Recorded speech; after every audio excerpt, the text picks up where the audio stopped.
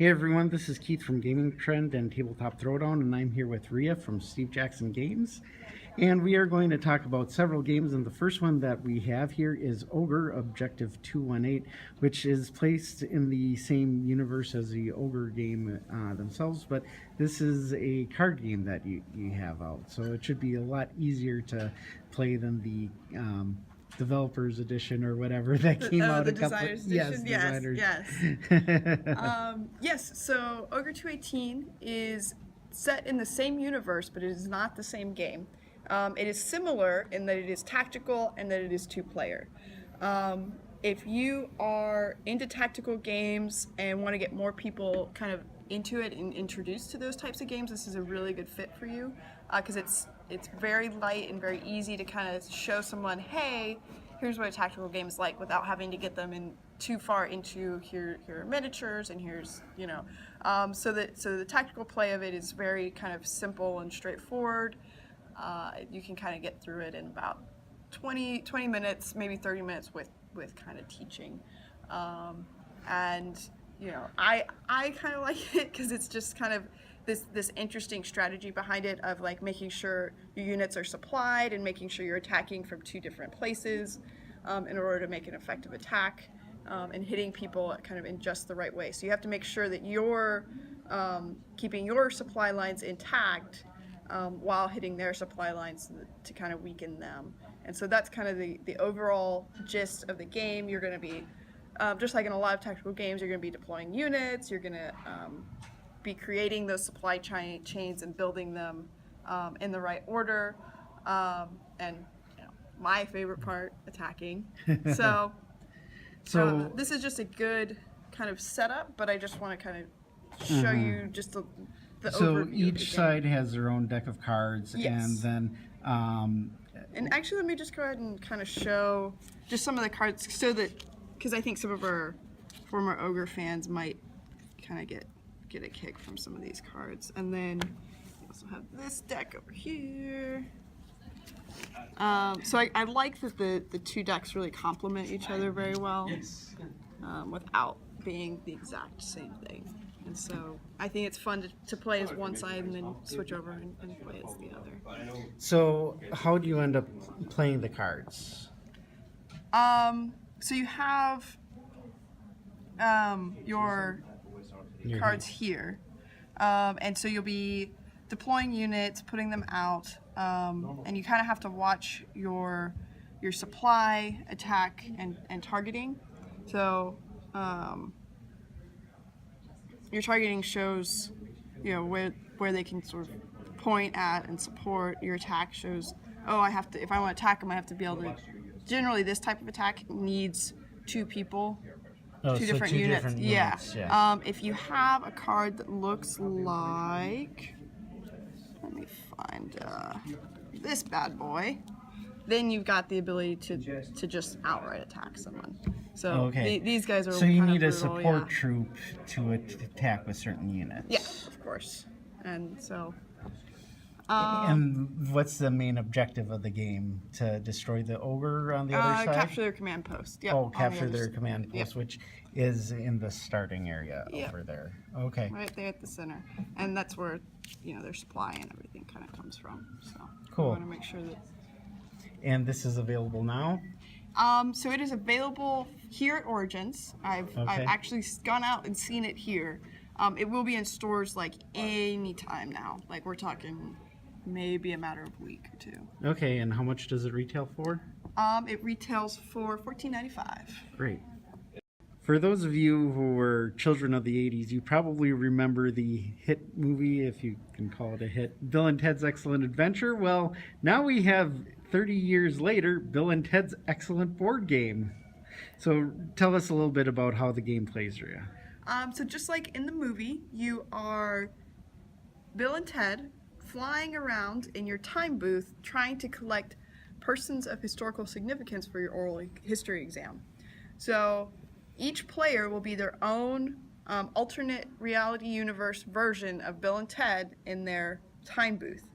As people are collected, they will affect how your game booth will, or how your time booth will move over time, or will how much control you'll be able to have it. So as you're playing, each turn you'll start with 5 cards. Each player will lay down 2, as you see here, simultaneously. So we'll flip them. We've all flipped them over at the same time. We're pretending we're all sitting here. The person with the lowest number goes first, such as this. Person would probably go first, unless somebody had their 69 card out on the table. The 69 card, you go 69 dudes, and then you get to go first. So benefits, and that is a tiebreaker at the end of the game, so might be really useful. Not that it ties very often. So what happens then is the player who's going first that round will go from left to right on their sequence. So first, the people that they've collected will move their time booth in however they were drawn. So this is blue over here. So blue is going to have to turn around, go forward, and then, I'm doing this backwards, left, forward, and then, didn't plan that one out well, did he? Left, forward, and then right, forward. So if he had landed on, let's say, Lincoln, then that would be the next in their sequence, and in the following turns, they would have to flip that over and do this. Let's say somewhere in that sequence, they'd landed on in the same space as one of these evil dudes. If that happens, they lose their most recently acquired person, historical figure. And it just goes in whatever space they met the evil dude. If they met over here, he would meet there. So as you're flying around, the evil dudes will move as well. So after you've finished your movement, you've done these, you've done your cards, you'll see these symbols down at the bottom. That says what evil dude moves. So over here, this Billy the Kid is going to go left and right, and then left and forward. So that's kind of just the gist of the game. The game will end, it's on a timer, so it will end when the deck runs out, and the person who has the most historical figures in front of them when the time runs out is the winner, and gets to pass their oral history exam. And so, and it plays up to 4 players, it looks like? Up to 4, 2 to 4, yes, absolutely. And takes about a half hour or so to play? About half hour, 45 minutes probably if you're explaining it and learning it for the first time. But I've seen it go 20 minutes easily if you're all just knocking it out. Some people like me are directionally, it's funny, I love these style of games, but some people like me are directionally challenged. You may have noticed as we were going through that when things went off the board, they just appeared back on the other side. So one of the things I also like about this game is you don't ever get stuck in a corner, right? Cool. The worst thing that happens is you get turned around and thrown in some other direction, which is kind of fun. And how much does this retail for? $24.95. Cool. Very simple, very inexpensive, but still looks like a really fun game to play. Yes, absolutely. And this is another one coming out this summer, so I'm really excited to see it. And now we have 3 new card games that are coming out from Steve Jackson Games, and Rhea's going to just give us a quick overview of these. All right, Keith. So I'm just going to go through all of them really quick. So this is Simon's Cat card game. If you haven't seen the show, you have to. It's on YouTube. It's hilarious. It's crazy, crazy adorable. There's little Simon's Cat there. So in this game, we are different animals in the house, making messes like animals do. It is a trick avoidance game. So we will each have a hand. Actually, before I shuffle it, maybe I can just show kind of some of the art and some of the distribution of the cards. So in the game, you'll be going through matching color and number. However, the suits are not all equal. Some suits, like the green suit, only have a 1 and 2. Some, like this pink suit here, have a 3 through 12. So a lot of the strategy in the game is going to come from using those outliers to your advantage, but still not getting stuck with them, at the end of the round because you want to be able to play. So whoever can't take a trick will end up taking that mess. Or can't take it. Whoever takes the tricks, whoever can't play on it, will take the trick out in front of them like that, and they will end up taking the mess. And then let's say several rounds go by, I end up taking a few more messes. If I end up as the person with the most messes at the table, I will get blamed by Simon. 3 of these blames, and you lose. So it's not really a game about winning, it's just a game about not losing. Yep. So this baby is going to be $6.95 and should be in stores a few weeks, I think, maybe a month, but it's out this summer. Cool. Yeah. A little bit extra strategy to it, and since you don't have even suits, but still. Yes. Still gives and where I see a lot of people kind of fall apart on the strategy of this game is they think, oh, I'm trying to get rid of all my cards. That's not really the goal of the game. You're all playing one card at a time. You're all going to run out at the same time. The goal of the game is to always be able to play, especially if somebody else, and get other people to not be able to play. So it's a very interesting little mechanic to that. Okay. So it's silly, it's funny. Yeah. If you like the show, it's just such an easy fit. I hate zombies. So some people might recognize this one from the BGG Kickstarter. So this is their first mini game that they released. So after they fulfilled their Kickstarter, we said, hey, this game's pretty awesome. Can we publish a print of that? So in this game, you are playing either as a zombie or the people who hate them. Hence the name. The zombies are always attacking, the people are always defending. So if you are a zombie, you say, oh, I'm going to attack the person on my right or my left. So the people are the ones that will have the abilities that may help or hinder them. So the zombie may say, oh, I want to take out some of the stronger people, or I want to take out who I can. So let's say I'm the zombie and I want to attack the businesswoman over here. If I win, if she wins by throwing the paper, then I would actually die. So that's actually kind of a big risk for me to take. But this one's kind of a hard one to win because he would always win ties. And that would damage me and eventually remove the zombie from the table. When people get, so maybe 1, 2, 3 damages, they would turn into a zombie. And then 1, 2, 3, 1, 2, and the zombie goes off the table.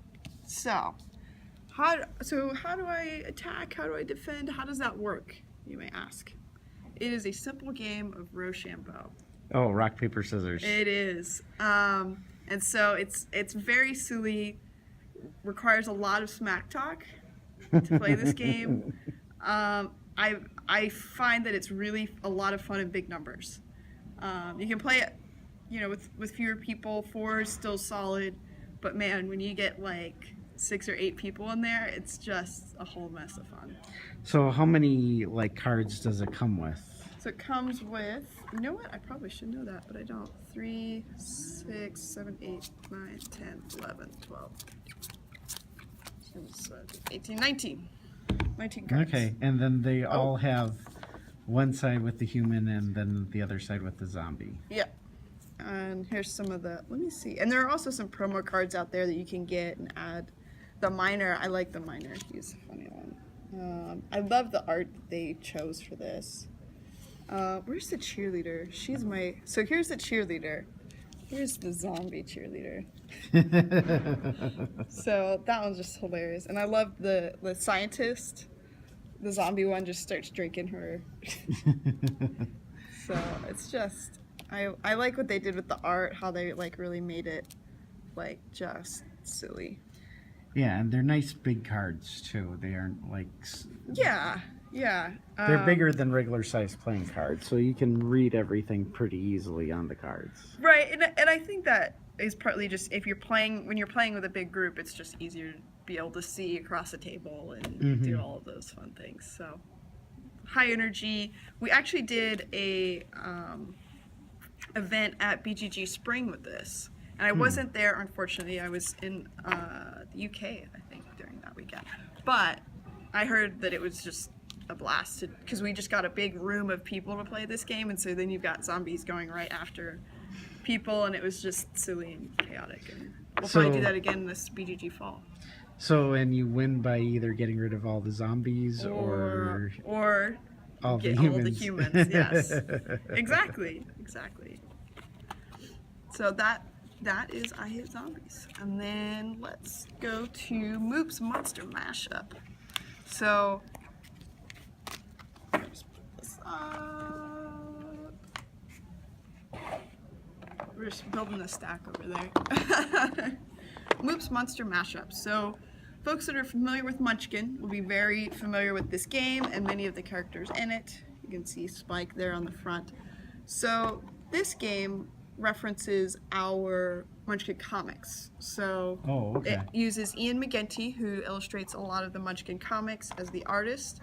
Moop is actually a character from one of the comics who, he's not evil, he just is a little off. And so he creates all these monsters as sort of a science experiment, and in this game you're going through and bashing them in. But the gameplay is just like Munchkin, so any Munchkin player can just take it, pick it up. You can see the back's completely Munchkin compatible. Let's see the art, because that's the best part. The humor of it does skew a little bit younger, I think, because of the nature of the comic. So the humor of it's going to skew a little bit younger than a normal Munchkin game, but it's still a great fit for any Munchkin player. Where's some of the monsters in this are freaking hilarious. I'm gonna see if I can grab some of those guys. You'd think if I didn't shuffle this, it would be easier to find factory.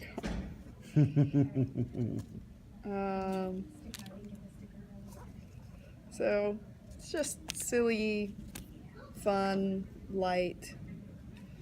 If you've played Munchkin before, you'll be familiar with the gameplay. Absolutely. And those that aren't familiar with Munchkin gameplay, it's kick down the door, fight some monsters, steal the loot, backstab your friends, all that fun stuff that we all secretly want to do every day. So, yeah. And when is this scheduled to be released? So this is another summer release. All these games that we've talked about today are all scheduled to release this summer. And do you know how much this will retail for? Just like any Munchkin game, it's going to be $24.95. Thank you so much, Keith. Thank you for your time. Uh-huh.